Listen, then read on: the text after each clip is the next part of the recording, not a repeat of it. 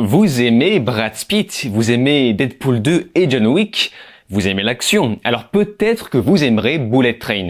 Peut-être, hein. Salut à tous, c'est Vince, alias Amir Game, et oui, ça fait un petit moment déjà, hein, je crois presque plus d'une semaine, rien que ça, et on se retrouve ici pour parler d'un nouveau thriller d'action américain du nom de Bullet Train. C'est réalisé par David Leitch, alias John Wick 1 et Deadpool 2, ou même encore le triste Fast and Furious Hobbs & Shaw. Ici, c'est un peu différent car on se retrouve sur une adaptation d'un roman japonais, Maria Beetle de Kotaro Isaka. Alors, il faut savoir que je regarde rarement les bandes annonces, mais à force de faire des allers-retours au cinéma, je n'ai pas pu ne pas voir celle de Bullet Train qui a été diffusée en continu. Et à chaque fois que je regardais cette bande annonce, je me disais, c'est dingue, ça a l'air pas bien. Vraiment, ça a l'air pas bien. On sent une volonté de bien faire, hein, mais rien n'allait réussir, en particulier les blagues qui pour moi tombaient absolument toutes à l'eau. En tout cas, encore une fois, dans la bande-annonce. Donc au lieu de juger ces dernières, je me suis dit que autant aller voir le film, et en plus de ça, ce serait vraiment bête de passer à côté de ce Chad de Brad Pitt. Je ne crache absolument pas sur une nouvelle fiction avec ce monsieur dedans, donc voyons un peu ce que vaut Bullet Train.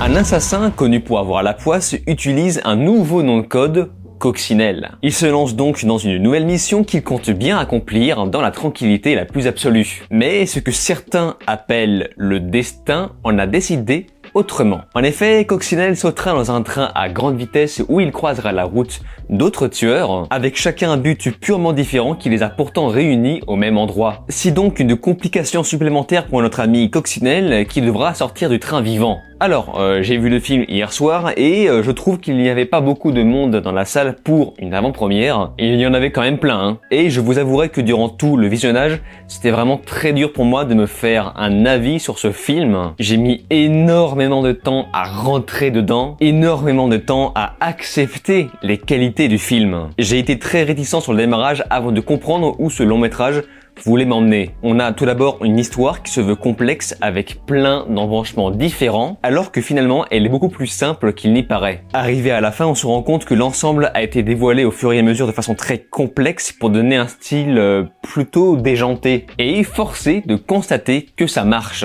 Car sans ça, Bullet Train aurait peut-être été beaucoup plus oubliable qu'il n'y paraît. Et c'est ainsi que mon estime commençait à remonter au fur et à mesure de mon visionnage, mais croyez-moi, ce n'était pas une mince affaire. J'ai fini par me rendre compte que les personnages qui nous accompagnent sont plutôt cool.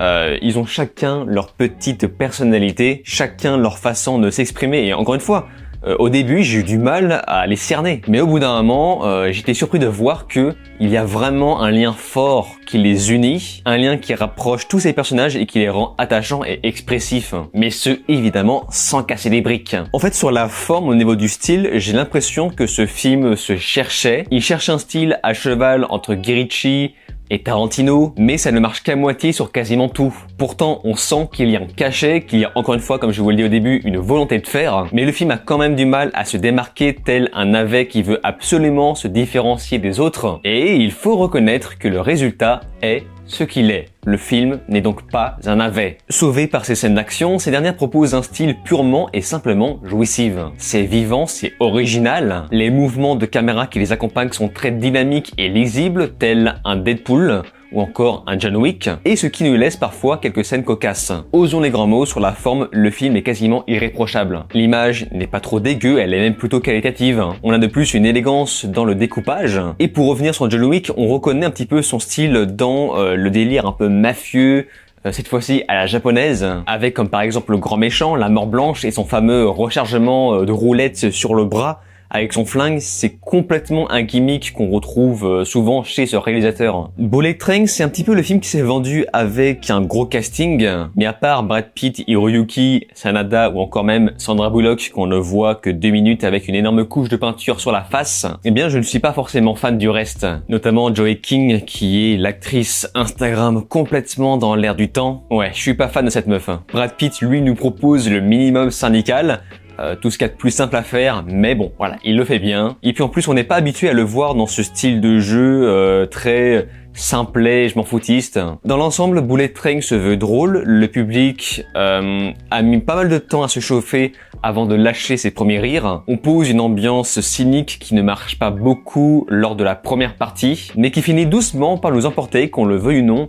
dans son univers qui ne se prend pas au sérieux. Exactement comme John Wick ou encore même Deadpool 2, décidément. Avec ça, on a beaucoup de blabla interminable qui ne nous aide pas à rentrer dans le bain au démarrage, sans compter les fuck toutes les deux phrases qui forcent parfois le côté ado, et sans compter aussi le montage dynamique qui me paraissait pas mal cliché et criard pour pas grand chose, toujours dans le même genre qu'un Deadpool. Donc chacun aura à boire et à manger dans cette longue palette de styles que nous propose Bullet Train. Mais honnêtement, je ne suis pas sûr que les gros titres qui s'affichaient à l'écran étaient forcément nécessaires. Mais voilà, à force, vers la fin, j'ai fini par accepter ce délire. De plus, on a de gros effets spéciaux en vue, notamment sur le final, un final que j'ai trouvé extrêmement impressionnant, avec une touche de légèreté mélangée à de l'humour noir qui pour une fois marche. Un gros final qu'on voit dans la bande-annonce également, hein. Et tout ça est soutenu par une musique qui fait son effet. Bullet Train est donc un film que je qualifie de pas dégueu. Je m'attendais vraiment à un espèce de navet intergalactique, mais il en est tout autre. Il y a du bon et il y a du mauvais. Il remplit son contrat de divertissement fun avec une touche de scénario tentaculaire, bien que très simple à comprendre si on prend du recul, dans une jungle hostile d'action sous des airs du huis clos. C'est pour moi un John Wick avec un scénario,